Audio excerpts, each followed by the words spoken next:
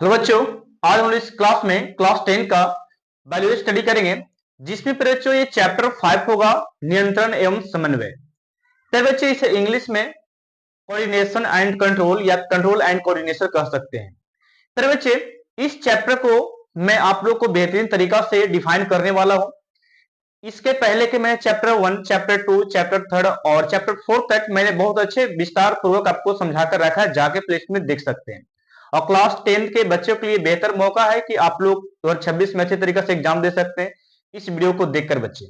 और मेरे प्यारे बच्चों, जो मेरे ऑनलाइन वाले बच्चे थे क्लास 10 के, जो इस बार एग्जाम दिए थे, जिसका रिजल्ट आने वाला है, तो उन लोग को भी जल्दी वीडियो, साइंस वालों का और आर्ट्स वालों का और 11th क्लास का जल्द ही रिकॉर्ड वीडियो आपको फटाक से मिलेगा। और यदि बच्चों ऑनलाइन चाहते हैं आप लोग, तो कमेंट कीजिए कि सर ऑनलाइन भी पढ़ाइए, तो मैं जल्द ही ऑनलाइन भी लेकर आऊंगा। ठीक है, आप लोग कमेंट कीजिएगा सेक्शन में क्या होना चाहिए। तो फिर बच्चों आज का जो सेशन आपका होने वाला चैप्टर 5 यानी कि नियंत्रण एवं समन्वय, ये क्या है, इसे समझने से पहले मैं आपको ये बता दूं कि थोड़ा सा पहले की बातों को हम लोग रिव्यू कर ले, थोड़ा सा जान ले कि पहले हम लोग क्या पढ़े थे, सेल क्या है और उत्तक क्या होती है, अंक क्या होती है, ये सारे हम लोग जान लेते, थोड़ा सा रिव्यू करते हैं, तब जाने हम नियंत्रण आखिर होता क्या है और समन्वय है क्या। तो प्रिय बच्चों चलते वीडियो को स्टार्ट करते हैं। आज का सेशन आपका होने वाला है नियंत्रण एवं समन्वय। देखिएगा यहां पे मैंने लिखा है नियंत्रण यानी कि कंट्रोल, और ये समन्वय आपका हो गया कोऑर्डिनेशन। इसका मतलब क्या होता है, तो इसका मतलब समझेंगे, लेकिन उससे पहले हम लोग थोड़ा सा ये परिचय को डिफाइन कर लेते हैं। मैंने यहां पे लिखा है नियंत्रण, और कहा गया समन्वय, यहां पे लिखे होंगे, नहीं लिखे हैं, तो समन्वय भी आपको मैं पढ़ाने वाला हूं, बशर्ते कि आप इसे केवल जानिए यहां पे। ठीक है, चलिए यहां पे देखिए, जैसे एक बच्चों यहां से स्टार्ट करते हैं, चैप्टर का इंट्रो मैंने यहां पे दे रखा है कि आखिर है क्या, परिचय की बात मैंने बोला। तो आप लोग को पता यह होगा कि हमारा शरीर कई कोशिका से मिलकर बना है। आप लोग अच्छे तरीके से जानते हैं। तो हमारा शरीर पे बच्चों कई कोशिका से मिलकर बना है, वही मैंने बात को लिखा है कि हमारा जो शरीर है, जीवों का जो शरीर है, असंख्य असंख्यक कोशिका से बना है बच्चे। असंख्यक कहने का मतलब क्या, बहुत सारे कोशिका से मिलकर बना है। ओके, ये आप लोग जानिए। तो पहला बात यहां पे डिफाइन कर लेना कि हमारा शरीर जो है असंख्य कोशिका से मिलकर बना है। अब यहाँ पे सारे कोशिका को यदि मिला देते हैं, मिलता है, तो कोशिका के समूह को उत्तक कहते हैं। ये क्लास 9 का टॉपिक है और भी कभी जाने होंगे आप लोग।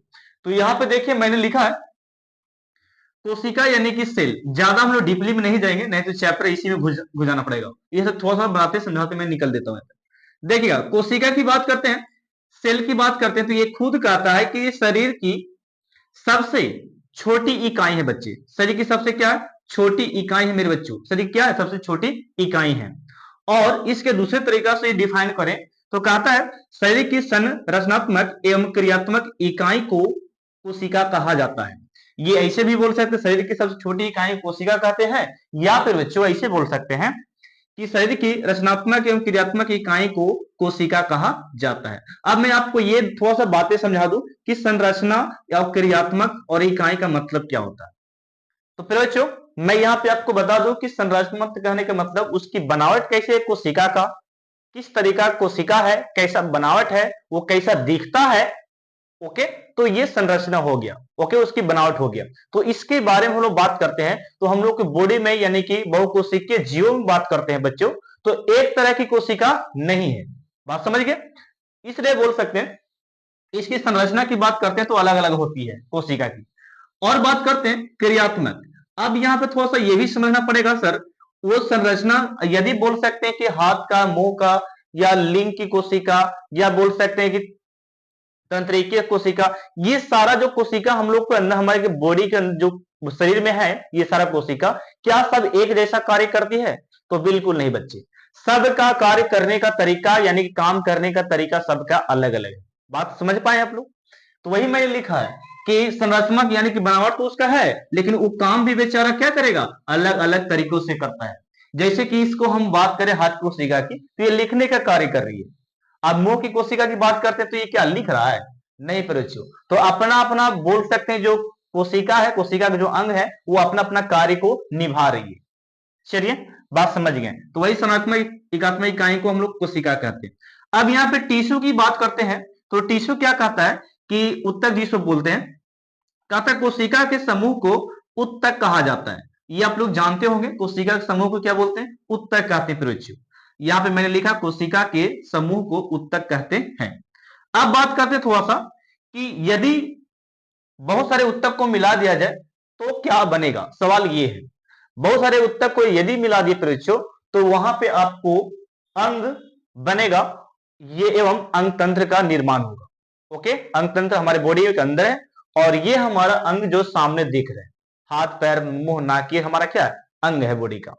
तो ये बनेगा कब? जब सभी ऊतक एक दूसरे से मिलेंगे तब। ओके, तो ऐसा सीखने के लिए मिला कि सर शरीर का सबसे छोटा अंग कोशिका तो है, लेकिन कोशिका को समूह को मिलाते हैं तो ऊतक बनता है, और यदि ऊतकों के समूह को मिलाते हैं तो अंग बनता है, अंगतंत्र बनता है, अंगतंत्र का निर्माण होता है।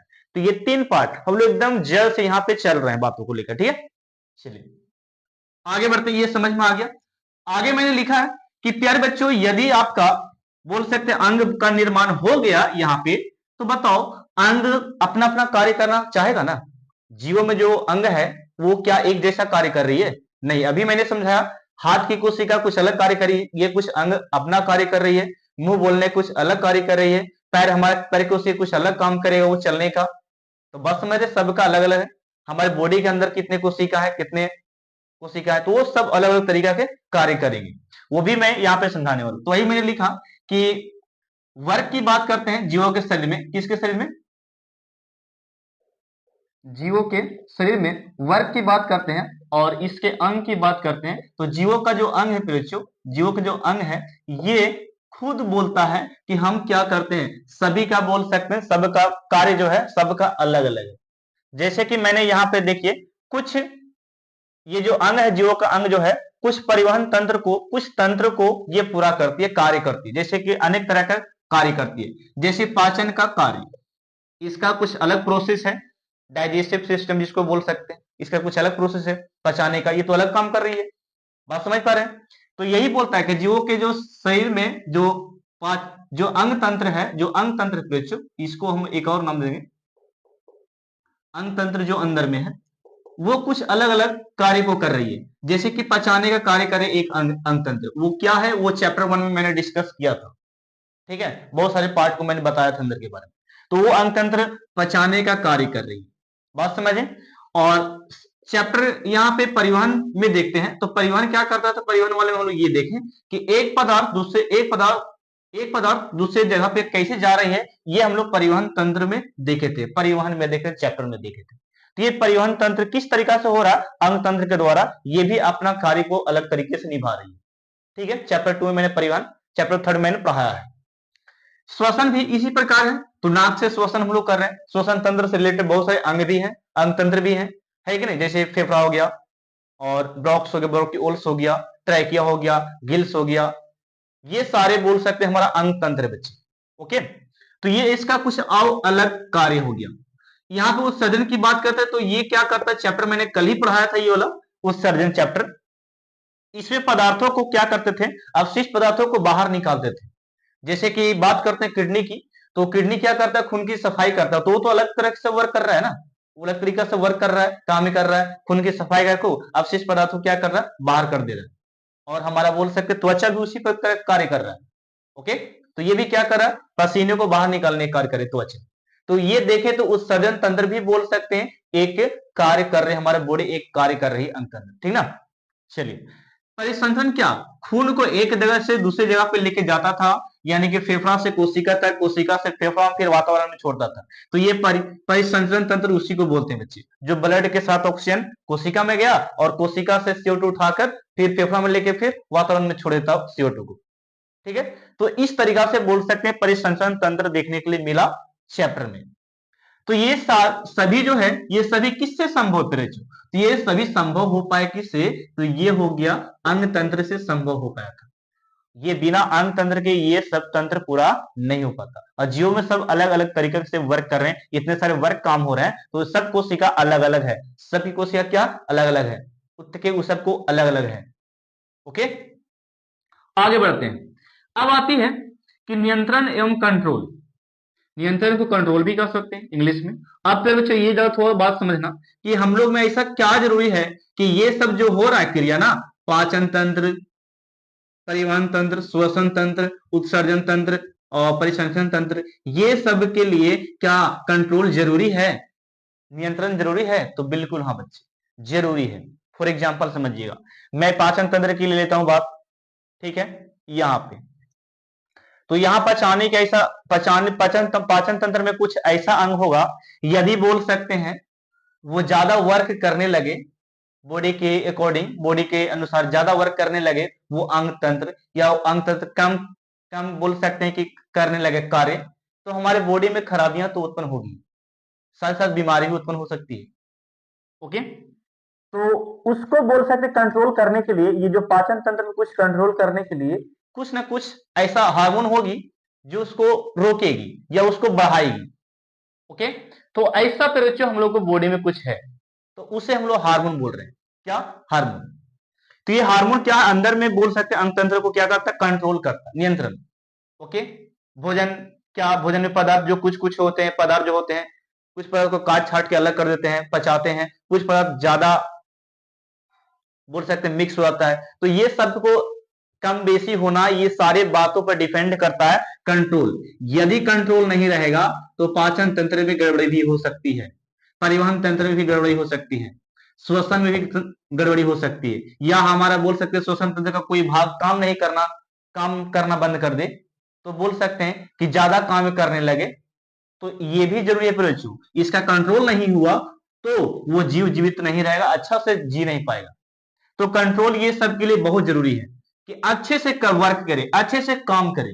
ओके, तो कंट्रोल बहुत जरूरी है, नियंत्रण बहुत जरूरी है, ये सही पार्ट के लिए, हमारे अंग तंत्र के लिए बहुत जरूरी है, हमारे अंग के लिए भी जरूरी है। फॉर एग्जाम्पल कंट्रोल की और बात मैं करता हूं, तो ये तो अंदर की बात मैंने बताया। अब बताइए थोड़ा सा एक एग्जाम्पल यहाँ पे, हंसीएगा नहीं, देखिए यहाँ पे उत्सर्जन की बात करते हैं, और किसी व्यक्ति को उत्सर्जन की बात करते हैं, पैखाना बहुत ज्यादा हो रहा है, ठीक है, पैखाना बहुत ज्यादा हो रहा है, अब बताओ उत्सर्जन तंत्र में बोल सकते ऐसा कुछ घटना हो गया होगा, वहां पे गड़बड़ी हुआ होगा, जिसका व्यक्ति को पैखाना ज्यादा हो रहा, अब उसको कंट्रोल करने के लिए चाहिए ना कुछ जी। अगर कंट्रोल नहीं होगा तो क्या वो जीव जो प्राणी है वो सही से जी पाएगा, जीवित रह पाएगा? नहीं, वो परेशान रहेगा। तो वही बोलते हैं कि उत्सर्जन तंत्र में यदि कुछ बोल सकते ज्यादा क्रियाएं कुछ हो जाती है, तो उसको कंट्रोल करने के लिए, नियंत्रण करने के लिए कुछ ना कुछ चाहिए।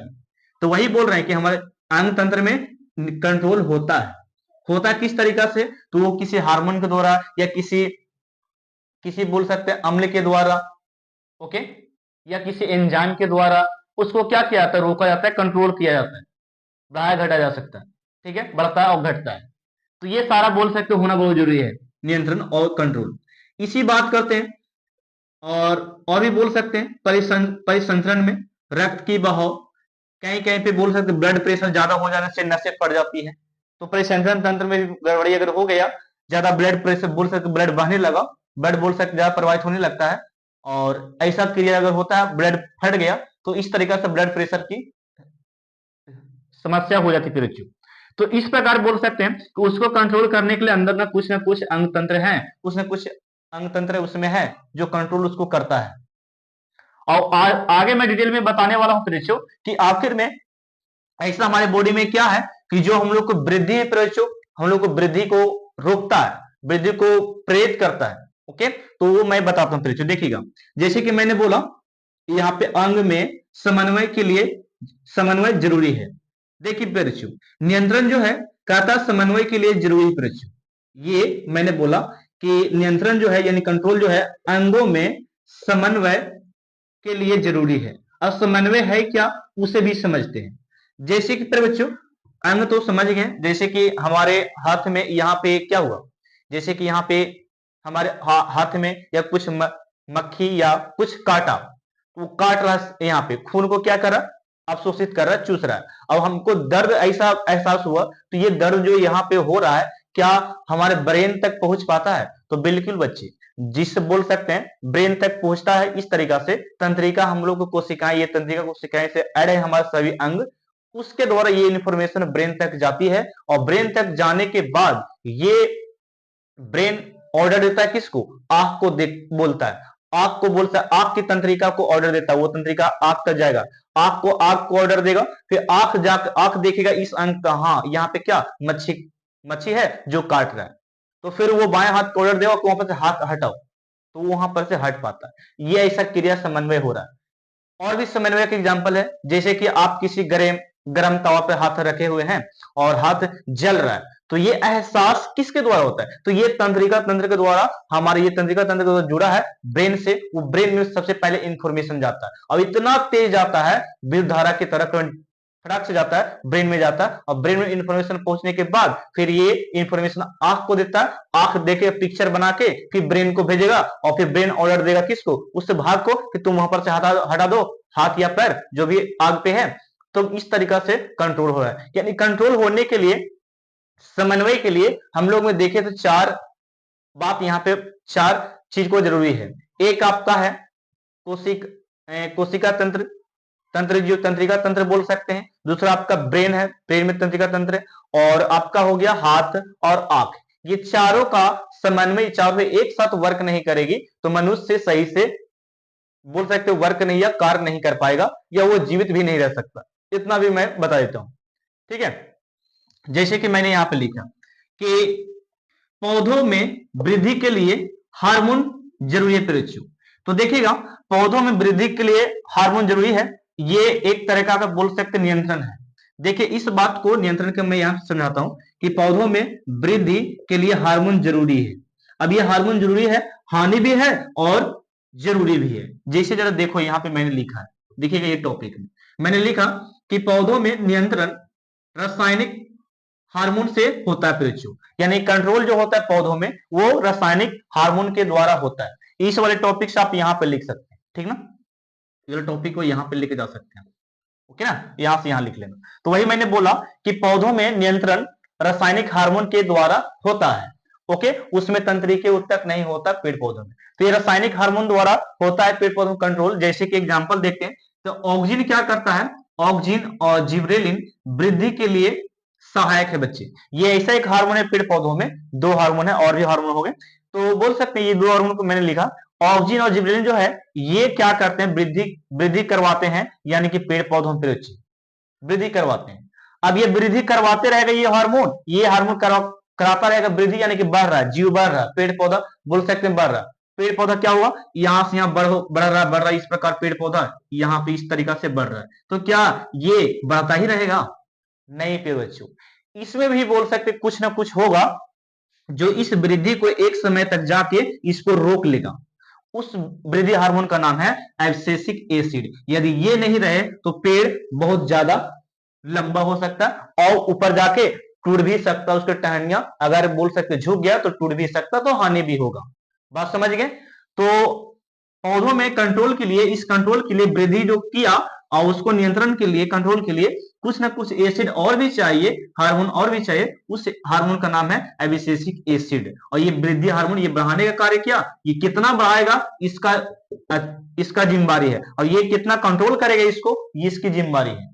तो ये किसके द्वारा संभव हो पाया, तो ये संभव हो पाया बच्चों, ये आपका संभव हो पाया एब्सिसिक एसिड के द्वारा। अवरोधक यानी कि वृद्धि रोधक रोक रहा है और ये वाला बढ़ाने कार्य कर रहा है। तो ये दोनों में अगर संबंध नहीं रहता फिर बच्चों, यानी कि संबंध स्थापित नहीं होता, तो क्या कंट्रोल हो पाता, नहीं हो पाता। तो ये कंट्रोल हुआ, इसका मतलब समझिए कि समन्वय यही है। क्या है समन्वय बच्चे, मैंने क्या समझाया, समन्वय। एक हार्मोन क्या कर रहा है, वृद्धि कर रहा है, अनंत तक पेड़ पौधों को डालियां निकाल दे रहा और आसमान वो पूरा ऊंचाई तक लेके जा रहा है। लेकिन एक हार्मोन क्या करेगा, ज्यादा ऊंचा तक नहीं जाना, आपको वहीं तक ऊंचा जाइए जहां तक आप वहां पे सह पाए। यदि ज्यादा लंबा हो गया तो वहां पर से गिर भी सकते हैं टूटकर, आंधी के द्वारा या किसी प्राकृतिक द्वारा, ठीक है। तो इस प्रकार बोल सकते हैं कि ये दोनों जरूरी होता है। तो ये ऑक्सीजन जो है, ये अविशेषिक जो है, जिबरेलिन जो अविशेषिक जो है, ये दोनों में समन्वय स्थापित होता है, यानी कि ये दोनों में संबंध स्थापित होता है, और यही संबंध स्थापित जो होता है उसी को समन्वय कहा गया, ठीक है। जो कंट्रोल यहाँ पे हो गया इस हार्मोन के द्वारा, कंट्रोल हुआ ना जी, कंट्रोल हुआ, इसी बोल से कंट्रोल को हम लोग बोल रहे हैं समन्वय।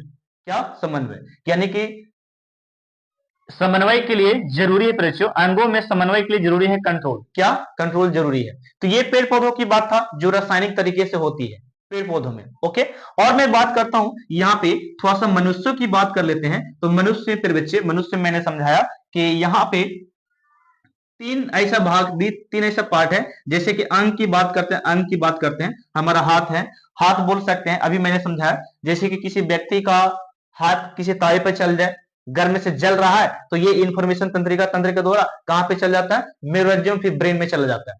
तो ब्रेन में जाएगा इंफॉर्मेशन, तो देख वो ऑर्डर देगा किसको, ब्रेन ऑर्डर देगा किसको। मानते कि अंग कोई जल रहा है, मानते कि हाथ जो अंग है वो जल रहा है किसी चीज से, ठीक है, ये जल रहा है। तो ये बोल सकता हाथ यहाँ पे जल रहा किसी चीज से, किसी आग से जल रहा है, आग से जल रहा है। तो ये जो है ब्रेन को पता चलता है तंत्रिका तंत्र के द्वारा, तंत्रिका तंत्र बच्चे, तंत्रिका तंत्र के द्वारा। ये सब मैं पढ़ाऊंगा या फिर है क्या मैं बताऊंगा। तो तंत्रिका तंत्र को पता चलता है, ये इंफॉर्मेशन फटाक से ये आंख को भेजेगा कि जाकर देखो तो ऐसा क्या हुआ है, जाकर तो जाकर देखे कि हाथ, अरे क्या हो गया, ये जल रहा है। तो यही बोल सकते फोटो खींचकर फिर इसको तंत्रिका तंत्र के द्वारा यहाँ पे ब्रेन को भेजेगा, और ब्रेन देखेगा हाँ ऐसा बात है। तो ये क्या करेगा, ब्रेन ब्रेन इंफॉर्मेशन फिर दूसरे हाथ को या दूसरे अंग को देगा कि तुम वहां पर हाथ या कुछ भी जल रहा हो उसको हटाओ। ओके, तो इस तरीका से आंख, ब्रेन और अंग और बोल सकते तंत्रिका तंत्र में के बीच कुछ ना कुछ रिलेशन, कुछ ना कुछ संबंध स्थापित हो रहा है कंट्रोल करने का। ओके, तो कंट्रोल किया, कोई कंट्रोल किया ना, तो इसको हम लोग क्या बोलेंगे, समन्वय कहें। क्या बोल सकते हैं, समन्वय इसको बोला जाता है। तो ये वीडियो यहीं तक रहने देते हैं, बाकी हम लोग नेक्स्ट पार्ट में मैं बताने वाला हूं समन्वय के बारे में और हार्मोन के बारे में। ठीक है, इसे एक बार स्क्रीनशॉट ले सकते हैं।